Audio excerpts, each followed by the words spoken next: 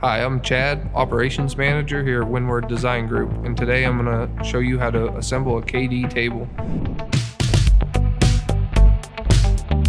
After removing the KD table from the box, you'll need some standard household tools. A 5/32 impact driver and a cordless drill is what you'll need to assemble your table. Once you remove the top, you'll place it on a flat, hard surface, face down. Please do not unwrap the top due to you can damage it during this process. After you have it face down, you'll find the hardware in the middle of the table, usually 4 to 6 screws. You'll remove them screws with the washers and then be ready to place the base onto the grid. Once you place the base onto the grid, you will start the hardware and the screws into their positions. Please do not tighten down any screws until all your screws are hand tight.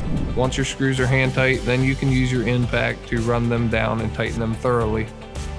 After you have tightened them thoroughly, flip your table over onto its base and you can begin unwrapping it. As you unwrap it, please inspect it for damage.